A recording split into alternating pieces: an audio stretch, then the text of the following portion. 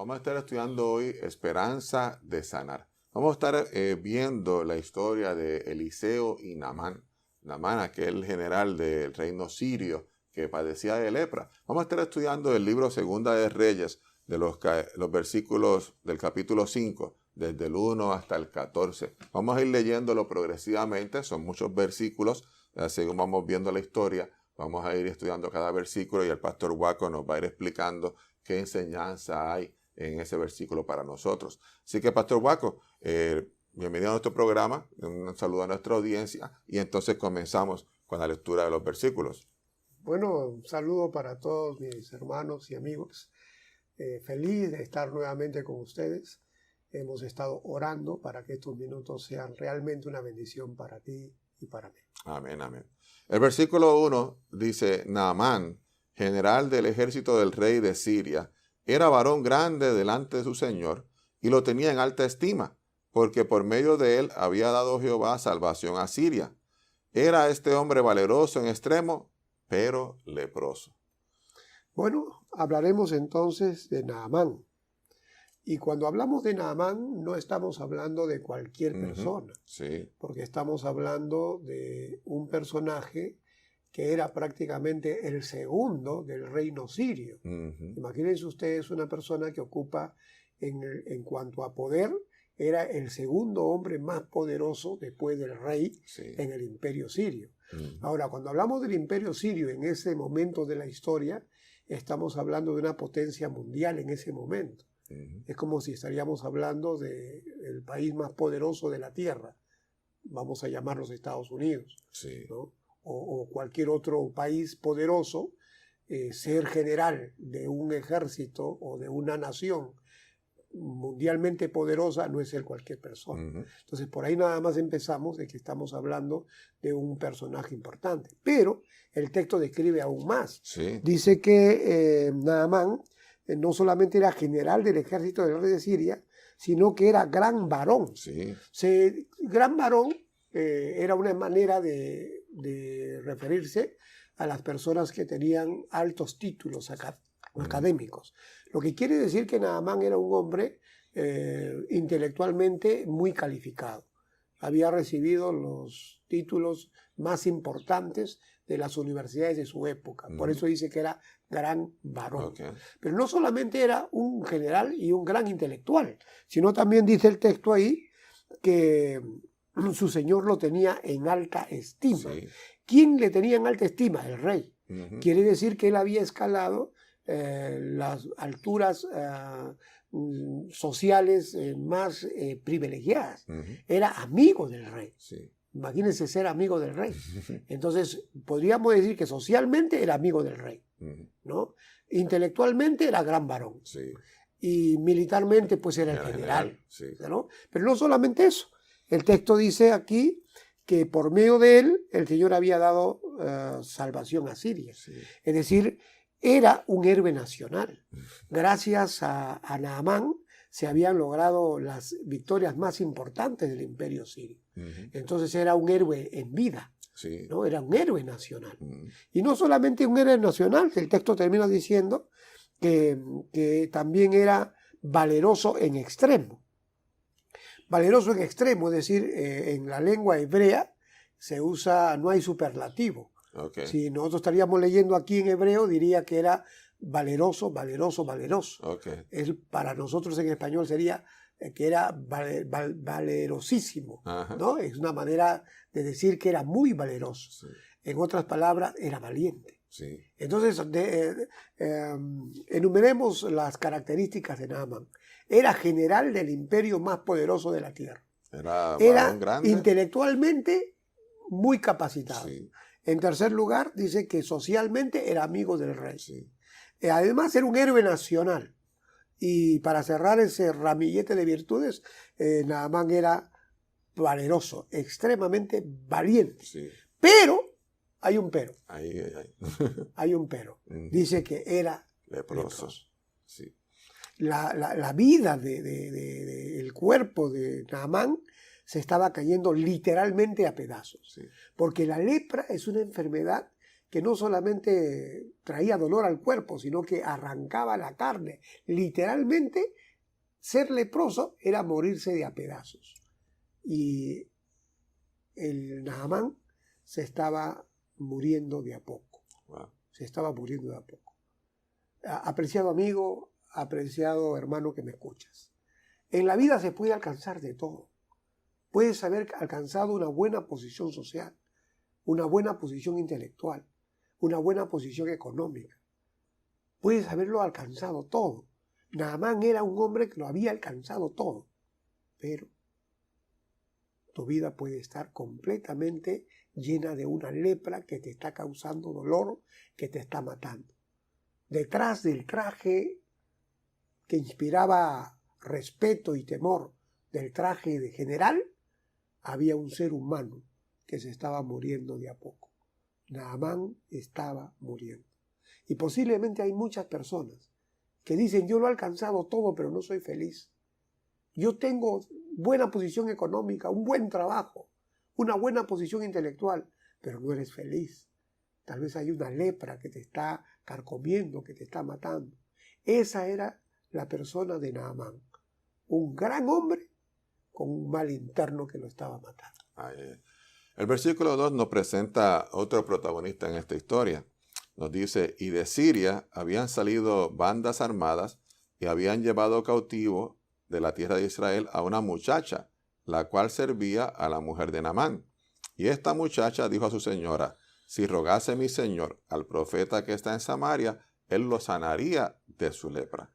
Allí vemos una muchacha que está entonces entrando a esta historia. ¿Qué nos puede...? En las campañas militares que solía tener el gran general Naamán, le había tocado pasar por Israel. Y de paso, ellos habían logrado sitiar a Israel, habían logrado llevarse a cautivos a algunos prisioneros de Israel. Y dentro de los prisioneros que se llevaron, Naamán se llevó una muchacha de 13, 14 años, porque como él salía permanentemente de casa, la esposa quedaba sola. Y seguramente Naamán, al ver esta muchacha, pensó que esta muchacha podía acompañar a su esposa. Y la llevó. Sí. La llevó. Ahora, cuando alguien mete a una persona a su casa, también corre riesgo, porque cuando una persona trabaja en nuestra casa, esa persona se va a enterar de los problemas que hay al interior de la casa. Sí. Y al meter a esta chica a la casa, esta chica se dio cuenta que el gran general, que era respetado y que todo el mundo tenía temor, en casa se enteró que este general se estaba muriendo de a poco. En casa había tristeza. Sí. Había tristeza porque se estaba muriendo el general. Sí. Y esta niña, que era cristiana, porque pertenecía al pueblo de Dios, al ver que este general se estaba muriendo, pues ella dijo, yo tengo un Dios que puede curar esa lepra. Sí. Y no tuvo temor.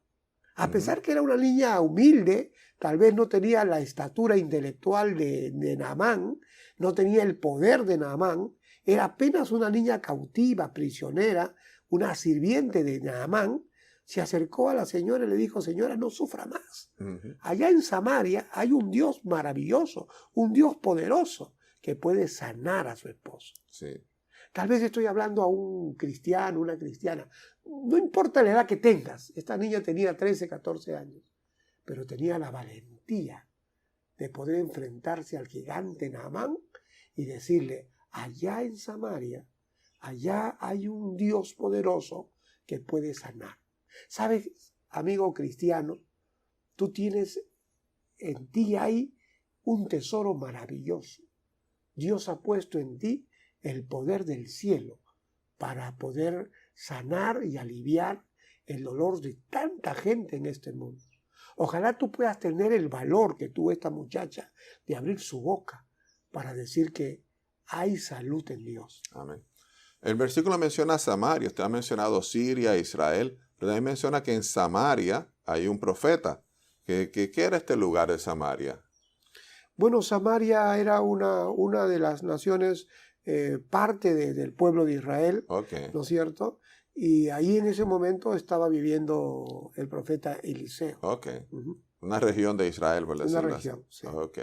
Y entonces, voy a leer ahora el versículo 4 al 7, donde menciona, entrando Naamán a su señor, le declaró diciendo, así y así ha dicho una muchacha que es de la tierra de Israel.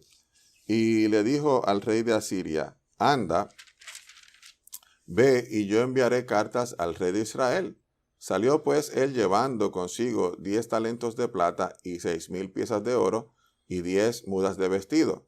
Tomó también cartas para el rey de Israel que decían así, cuando lleguen a ti estas cartas, sabe por ellas que yo envío a mi siervo Naamán para que tú lo sanes de su lepra.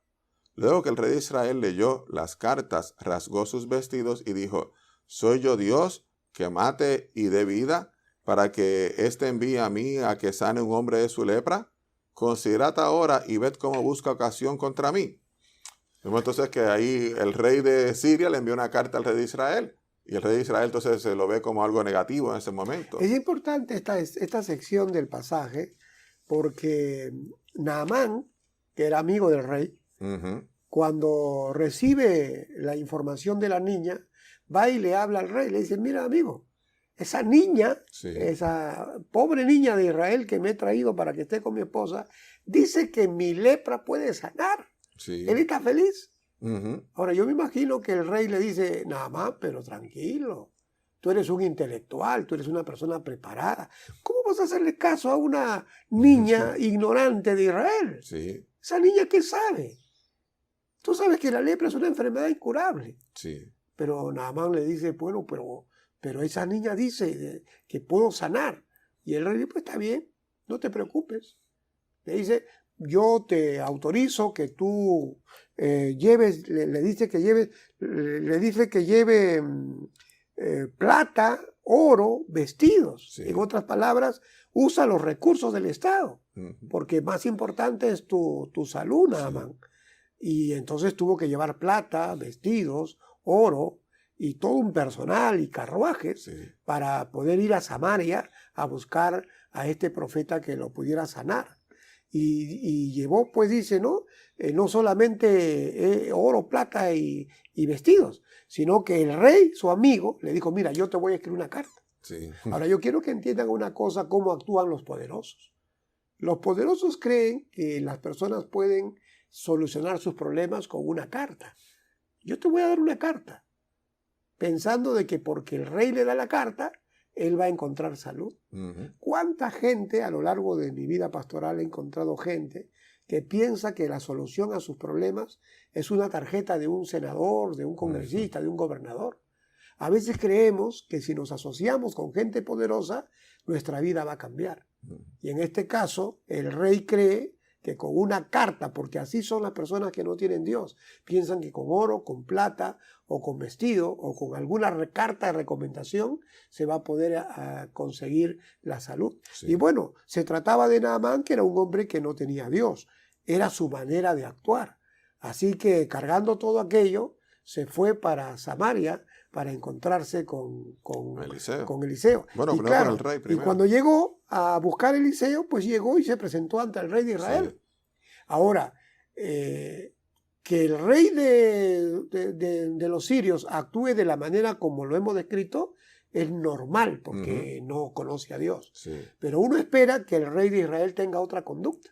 Pero curiosamente el rey de Israel, cuando escucha al sirio pidiéndole salud, se escandaliza. Se escandaliza y se llena de temor. Porque él actúa como político, no como cristiano. Como político él dice, no, esta carta es un pretexto.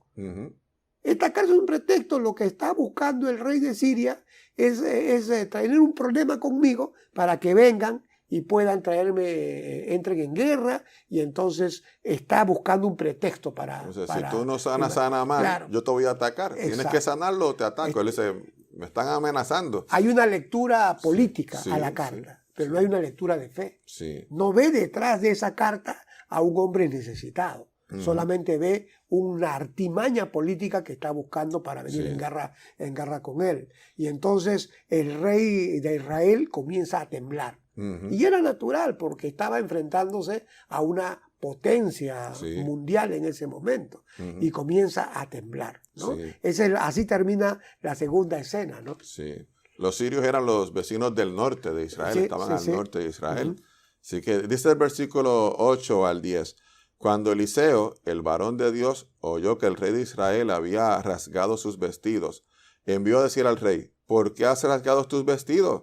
Venga ahora a mí y sabrá que hay profeta en Israel. Y vino Naamán con sus caballos y con su carro y se paró a las puertas de la casa de Eliseo. Entonces Eliseo le envió un mensajero diciendo, ve y lávate 7 veces en el Jordán y tu carne se restaurará y serás limpio.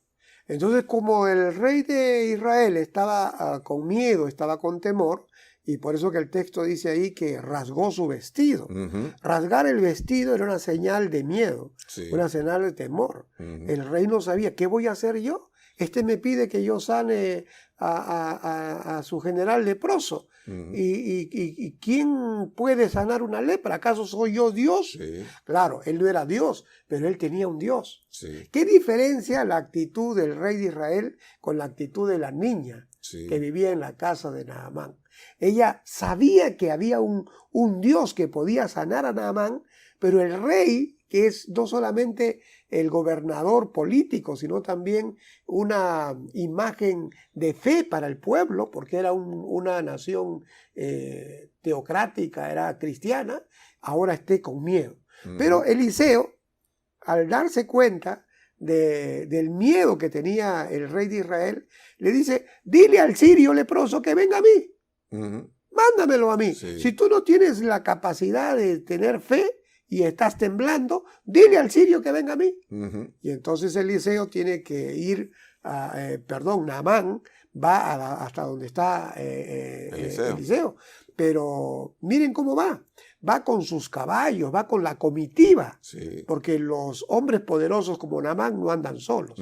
Andan rodeados de criados, de escoltas, y pues como merecía su investidura, viene con sus caballos, con sus carros, y se paró a la puerta de la casa de Eliseo. Ahora, lógicamente, él esperaba ser tratado como se merecía, porque era una alta personalidad. Y Eliseo no sale a recibirlo. Manda un mensajero. Ve, dile que se lave en el río. Y va y le da, como decirle, tú has venido a buscar salud, pues yo te doy la medicina. El Dios del cielo tiene medicina para ti. Y le manda un papel escrito ahí con unas palabras sencillas. Lávate, métete al Jordán y lávate 7 veces. Y cuando el mensajero llega y le entrega la receta a Naamán, Naamán se enoja porque es una falta de respeto. En primer lugar, no vienes tú. Yo pensaba que ibas a venir tú y que ibas a adorar a tus dioses, a cantar a tus dioses, a clamar a tus dioses, que ibas a poner la mano sobre mí y yo iba a sanar. El pagano estaba acostumbrado a los ritos, ¿no? A los rituales que sus dioses o sus adivinos hacían para sanar. Pero ahora ve que simplemente le dice, métete al Jordán y lávate 7. Miren, cuando nosotros vamos al médico, el médico nos da una receta y escribe unos garabatos ahí. Y nosotros ni entendemos qué dice el garabato. Pero cuando no entendemos decimos, wow, qué sofisticado, qué científico debe ser esto que ni siquiera entiendo, ¿verdad? Pero cuando alguien nos da una receta tan sencilla como la que el mensajero le dio a Naamán, él se enojó porque no estaba a la altura de su investidura. Se enojó porque pensó que estaba haciendo una falta de respeto, no solamente a él, sino a su nación. ¿Cómo es posible que este profeta no venga a servirme a mí? Y entonces eso le provocó enojo porque había tocado su orgullo nacional. ¿No? Sí, en los versículos 11 y 12 menciona algo de eso. Dice, y Naamán se fue enojado diciendo, he aquí, yo decía para mí, saldrá él luego, y estando en pie invocará el nombre de Jehová su Dios, y alzará su mano, y tocará su lugar, y sanará la lepra. Entonces dice Naamán, Abán y Farfar, ríos de Damasco, ¿no son mejores que todas las aguas de Israel? Si me lavare en ellos, ¿no seré también limpio? Y se volvió y se fue enojado. Le dijo, me voy y me baño en un río en mi pueblo. Bueno, es que le había tocado su orgullo nacional. Y él dijo, me voy a meter a las aguas sucias del Jordán cuando en mi país hay mejores ríos. Entonces él le tocó su orgullo. Sí. Y él prefirió mantener intacto su orgullo, aunque la lepra lo estaba matando. Sí. Y se dio media vuelta para regresar a su Sí. país de origen, Sí. cargando su orgullo, cargando su lepra. ¿Cuánta gente hay que cuando su orgullo le es tocado, prefieren cargar su orgullo Sí. que sanar lo que le está causando dolor? Sí. El versículo 13 nos dice, mas sus criados se le acercaron y le hablaron diciendo, Padre mío, si el profeta te mandara alguna gran cosa, ¿no la harías? ¿Cuánto más diciéndote, lávate y serás limpio?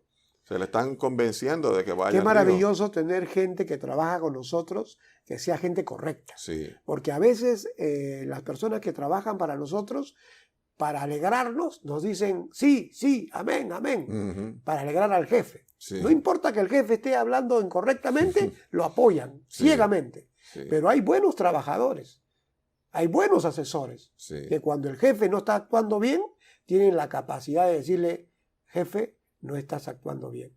Y parece que Naamán tenía el privilegio de tener buenos criados, porque cuando él se regresaba enojado, haber caminado tanto, haber invertido tanto para su salud y por un problema de orgullo estaban retornando, ahora sus criados le dijeron, si no te está pidiendo nada difícil, ¿por qué no lo haces? Sí. Y parece que los criados convencieron a Naamán, que Naamán se dio media vuelta y retornó. Sí.